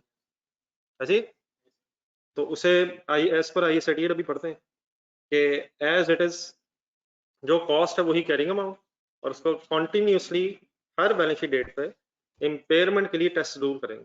और अगर लग रहा है कि बेनिफिट्स प्रोबेबल नहीं रहे तो बस जितनी भी बेनिफिट्स रह जाएंगे, मतलब इम्पेयरमेंट तो याद है ना थोड़ा, रिकवरेबल अमाउंट से कंपेयर करेंगे। और अगर रिकवरेबल अमाउंट कम है तो फिर इम्पेयरमेंट लॉस इमीडिएटली रिकॉर्ड करेंगे इवन दो एसेट अभी कंप्लीट ही नहीं है। तो amortisation starts when the asset is available for use. बाकी भी ये बात अभी आ गई सामने। क्या हो सकता है लोग भी रिसर्च कर रहे हों और वो आपसे आगे निकल जाए। तो जैसे कि पहले से किसी ने टायर बना दिया और आप दोबारा से टायर बनाने के लिए ऑलरेडी एग्जिस्टिंग। हाँ ठीक है, वो उसने मार्केट में लॉन्च नहीं किया था, आपने कहा मैं नया टायर बनाने लगा, और जैसे ही आपने खर्चे शुरू किए उसने होल्ड कर लिया। मैंने कहा पहले कर लेने देना खर्चे जरा। तो साल 2 साल आप लगे रहे, जब उसने देखा अब अल्हम्दुलिल्लाह काफी ठीक ठाक इन्होंने पैसे जाया कर दिए, उसने लॉन्च कर दिया।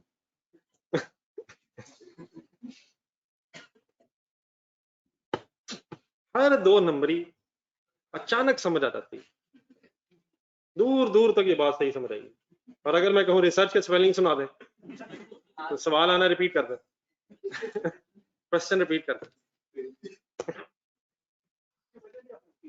सर बस वही है सर। नहीं असल में आप इंटरनेशनल जो चीज़ है ना वो ज़्यादा देख रहे हैं। पाकिस्तान में जो आराम सुकून से ज़िंदगी गुजर रही है वो आप देख नहीं रहे। आप ऐसी दुनिया में वहाँ ये भी होता है, वहाँ ये भी होता है, वहाँ ये भी होता है, यानी मुतासिर हो गए। वहाँ ये भी 2 नंबरी हो रही है, ये भी हो रही है, ये भी हो रही है। सुन सुन सुन के आपको लगता है पाकिस्तान में भी हो रही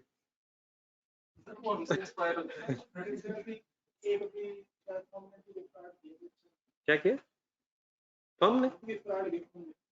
अरे और नहीं बड़ा ऐसा पाकिस्तान में।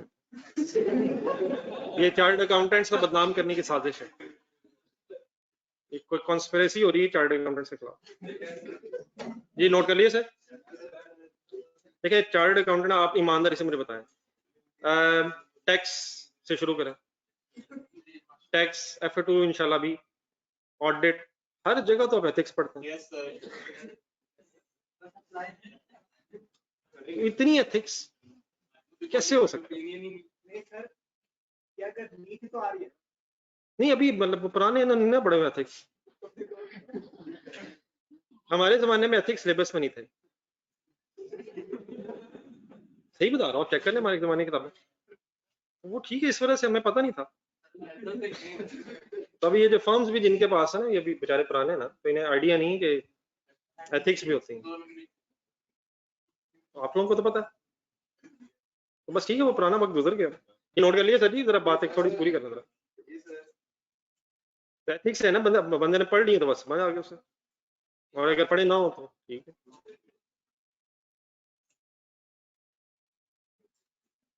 पेज नंबर 371 सर, तब्दीली आ चुकी है सर मेरे सामने, अल्हम्दुलिल्लाह चेंज बैठी है। आप तो नहीं सर। देखिए अगर आप भी फॉर एग्जांपल, तो फिर लोगों को क्रिटिसाइज करना छोड़ देते हैं, या तो उन्हें गलत ना कहें या फिर तो ठीक हो, वरना फिर एक ही पेटी बनाया, वो सुनो होगा आपने, हम भी वो मैं भी वो, तो फिर क्रिटिसाइज क्यों? कम से कम इरादा तो नहीं है, अलमी है ये, हालांकि अल्हम्दुलिल्लाह किया भी नहीं है, लेकिन ये इरादा भी दिल में नहीं आ रहा कि यार हम नहीं, ये असल अलमी है मेरे ख्याल, अभी चांस भी नहीं है, फिर भी जहन में ये है कि नहीं कहना। रिसर्च फेज का काउंटिंग ट्रीटमेंट सर जी, अच्छे लोग हैं, देखें आपको फौरन पता चल जाता है कि नहीं गलत हो रहा है, बस ठीक है, तो जब खुदा ना खासा खुद मौका मिलेगा तो आपको पता चल जाना। अब तो एथिक्स भी अल्हम्दुलिल्लाह इतनी पढ़नी है, अभी फाइनल में भी, बल्कि एथिक्स मॉड्यूल ऐड हो गया, वो 100 घंटे का, वो जो हो गया एप्लीकेबल, वो जो नई स्कीम में, वो जिस तरह वो था एक IT का कोर्स है, पता नहीं एप्लीकेबल आ गया वो मेरा, लेकिन 100 आवर्स का एक एथिक्स मॉड्यूल भी आ गया सर। 100 आवर्स, वो जिस तरह पहले PCSE वगैरह होती थी उस तरह का कोर्स शायद करना, उसमें भी आपको सिखाया जाएगा कि दुनिया क्या कर रही है, फिर अवेयर किया जाएगा। जी सर जी, सॉरी जरा माजरत है, जरा बस ये पेज पढ़ लेंगे कल ताकि फजूल में ये बोरियत खत्म हो जाए, सवाल शुरू कर लेंगे। पेज नंबर 371 हमने रिसर्च फेज की डेफिनेशन पढ़ी, उसका अकाउंटिंग ट्रीटमेंट होना सर। एक मिनट सर, अल्हम्दुलिल्लाह आप पे एप्लीकेबल नहीं। There is no guarantee at this stage that future economic benefits can be obtained or are probable. किस स्टेज की बात हो रही है? Economic benefits are only possible, पढ़ते हैं बात होगी सारी। Therefore research expenses are normally these are written as a separate line item after selling and admin expenses and statement of profit and loss if definitely material, अगर ये material amount नहीं है फिर ऐसे टाइम वेस्टिंग। देन सर फिर ना paragraph के numbers लिखे हुए हैं यहाँ, एग्जांपल ऑफ रिसर्च एक्टिविटीज, ये ओरिजिनल स्टैंडर्ड में ना कुछ उसने एग्जांपल्स लिखी हुई हैं, तो इंशाल्लाह हम वहीं से हेल्प लेंगे, तो ये सिर्फ उसका हेडिंग लिखी हुई है। डेवलपमेंट फेज कैसे करते हैं? एप्लीकेशन ऑफ रिसर्च फाइंडिंग, ये वर्ड बस की है, बाकी डेफिनेटली लंबी स्टोरी है, उसको डेफिनेशन की जरूरत नहीं है याद करने की। किसकी एप्लीकेशन कहाँ?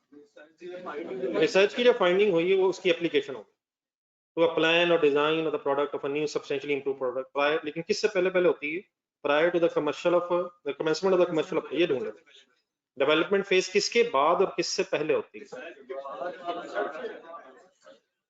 Since development phase is after the research phase, therefore more advanced stage of creation of a formula. ठीक है? It may be possible that the item is expected to generate future economic benefits and therefore the amount can be capitalized. हमेशा, अब यहां से उन्होंने मेरी बात गौर से सुननी है, जो आगे लिखा हुआ पिछले पेज पर जाएगा। रिसर्च एंड डेवलपमेंट के अलावा अगर कोई इंटेंजिबल एसेट है तो उसके लिए तो सिर्फ दो क्राइटेरियाज हैं, ए और बी। कौन कौन से? Probable benefits and cost can be measured reliably, ये तो दो मेन हर एक इंटेंजिबल एसेट के लिए। लेकिन डेवलपमेंट फेज के खर्चे अगर आपने कैपिटलाइज करने हैं तो 6 और भी हैं, A B C D F. मैंने क्या कहा, लेट मी रिपीट, किसी भी इंटेंजिबल एसेट में अगर डेबिट होना है तो उसके लिए 2 क्राइटेरिया तो हैं ही हैं, लेकिन वो जो पहला क्राइटेरिया है प्रोबेबल इकोनॉमिक बेनिफिट्स वाला, वो शायद फर्दर स्प्लिट हो रहा है 6 में। ये सिर्फ किसके लिए है? डेवलपमेंट फेज की। तो हमेशा आपने क्या करना है, और ये जो लिखा है इसका क्या करना है, एक और से सुना, जब भी कभी हम डेवलपमेंट फेज में होंगे वी अज्यूम के प्रोबेबल बेनिफिट्स हो जाने की वजह से डेवलपमेंट फेज के एक्सपेंसेस कैपिटलाइज कर लें, लेकिन सेंटेंस इस तरह कंक्लूड करेंगे, if the relevant recognition criteria is met, means to say if it is not met then फिर ये भी एक्सपेंस आउट ही होंगे। अब ये लिखे हुए जो 6 पॉइंट्स नीचे, इनको शायद पढ़ने की भी जरूरत नहीं है और रट्टा लगाने की तो खैर बिल्कुल ही जरूरत नहीं है। अगर ये कभी हमें लिख के देख के लिखने पड़ गए तो पैरा 57 में ये सिर्फ क्या है ये पता होना चाहिए। ये क्या है? डेवलपमेंट फेज के खर्चे अगर कैपिटलाइज होने हैं तो ये भी मेट, सारे क्राइटेरिया मेट होंगे और इसमें से कोई एक भी नहीं। If all of the following criteria are fulfilled, ये 6 के 6 फुलफिल होंगे तो डेवलपमेंट फेज के खर्चे कैपिटलाइज होंगे, अदरवाइज डेवलपमेंट फेज के खर्चे भी अगर इवन एक भी रह गया तो ठीक है। अब अगर एक नजर आपने पढ़ना है तो जरा एक नजर बस पढ़ लें, लेकिन इनकी कोई ऐसा सिग्निफिकेंस ना याद करने वाली है और ना ही कोई ऐसा बगैर देखे लिखने वाली है। फिजिबिलिटी बन गई हो, इंटेंशन टू कंप्लीट हो, एबिलिटी टू सेल हो, जनरेट फ्यूचर इकोनॉमिक बेनिफिट्स हो, एडिक्वेट फाइनेंशियल रिसोर्सेज हो, एबिलिटी मैयर कॉस्ट हो, बल्कि शायद उसने उन्हीं 2 को शायद 6 में कर दिया, कॉस्ट भी आ गई बीच में। उन 2 को अगर आप देखें बीच में बेनिफिट्स के भी हैं और एंड में कॉस्ट वाला भी आ गया, लेकिन ये सारे क्राइटेरिया सिर्फ किसके लिए हैं? नहीं, रिसर्च का नहीं। अब डेवलपमेंट फेज के खर्चे अगर कैपिटलाइज होने हैं तो ये 6 के 6 पॉइंट्स एप्लीकेबल होने चाहिए। एक लास्ट सेंटेंस पढ़ा, if just one of the above mentioned criteria is not met, even then the related development cost must be expense out। एक सेकंड, नेक्स्ट पेज पे है, एग्जांपल ऑफ डेवलपमेंट फेज भी हैं, वो भी पैरा नंबर है। फिर इंटरनली जनरेटेड एसेट की कॉस्ट में क्या क्या शामिल होता है वो भी पैराज हैं। पास्ट एक्सपेंसेस की भी मैंने बात की है, नॉट कैपिटलाइज मींस से क्राइटेरिया मीट होने से ऑनवर्ड्स खर्चे कैपिटलाइज होंगे या बैकवर्ड्स? जो खर्चा एक दफा प्रॉफिट लॉस में चला गया है, रिसर्च फेज का हो या इवन डेवलपमेंट फेज का हो, डेवलपमेंट फेज का भी हो सकता है। डेवलपमेंट फेज स्टार्ट हुई लेकिन कोई एक क्राइटेरिया रह गया, इवन देन आप एक्सपेंस आउट कर रहे होंगे, लेकिन सब्सिक्वेंटली के सारे क्राइटेरिया मीट हो गए तो ऑनवर्ड्स खर्चे बस आप कैपिटलाइज करेंगे। Expenditure in intangible asset that are initially recognized as an expense shall not be recognized as an asset at a later date। किन खर्चों ने कैपिटलाइज होना? जो ऑनवर्ड्स है। जस्ट एक मिनट, बस बातें ही नहीं है, अगर कंप्लीट करना एक पैराग्राफ रहेगा। commercial production in which inventories are produced for sale, once development phase is successfully completed, the economic benefits from the use of the development asset can start to flow to the entity in order to achieve a better reflection of the diminishing value of the asset। अब इस फार्मूले भी कोई life होगी, ये जो आपने medicine का फार्मूला बना लिया है इसकी भी कोई लाइफ होगी, कोई नई ना आ जाए, कोई कंपेटिटर ही ना इंट्रोड्यूस कर दे। फिर वैसे भी ह्यूमन बॉडी शायद इम्यून हो जाती है, उसे भी नई मेडिसिन की शायद जरूरत पड़ती है, ठीक है। तो इसकी भी अगर कोई लाइफ है तो फिर क्या इस एसेट पे जो खर्चा हुआ है उसकी वैल्यू भी कम होती जा रही होगी? तो development asset should be amortized। The amortization of the development asset must begin as soon as the asset is, it doesn't mean कि actually production कब start हुई है। For example, formula available for use है लेकिन अभी production start नहीं हुई, तो what are the once again keywords? Production start हो जाए या asset available for use हो जाए, ठीक है। इसमें नई चीज। However, अभी जो बैच से बात हो रही थी, research and development project must be continuously tested during the course of completion for impairment, and whenever carrying amount exceeds recoverable amount, an impairment loss must be, क्या तो साथ साथ होता रहेगा लेकिन क्या बाद में ही होगा। इम्पेयरमेंट टेस्टिंग साथ साथ करते रहेंगे लेकिन amortisation begins when the asset is available for. चलिए इंशाल्लाह इसकी बेस पे मैं चाह रहा था जरा यहाँ तक बात हो जाए ताकि हम क्वेश्चंस की तरफ कल आ जाए। आप लोगों ने प्लीज सीरियसली 2 दिन 3 दिन जरा जब तक इसका कोई होमवर्क ना हो, जरा IS 1037 को टाइम देना।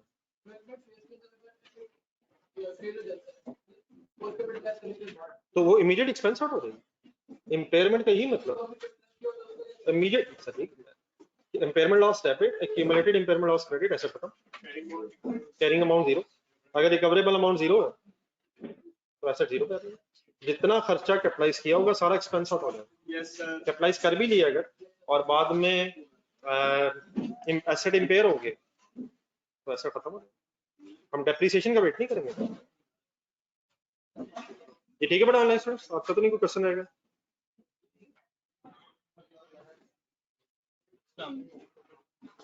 जी हम ठीक कह रहे हैं आप। ये एनपीओ में भी यही क्राइटेरिया था और मैंने शायद वहां बताया होगा कि ये IAS 38 में से उठा के उसने कॉपी कर दी। अल्लाह हाफिज़। जी सर ये 37 और IAS 10 में एक चीज तो ये है ना कि हम डिस्क्लोजर दें, जी जी उसमें वो पॉइंट्स आ जाते हैं अनसर्टेनिटी से, जी जी जी। लेकिन एक चीज है कि हम सिर्फ ये बता रहे हैं कि यहाँ पे ना डिस्क्लोजर कुछ जगह उसमें डिस्क्लोजर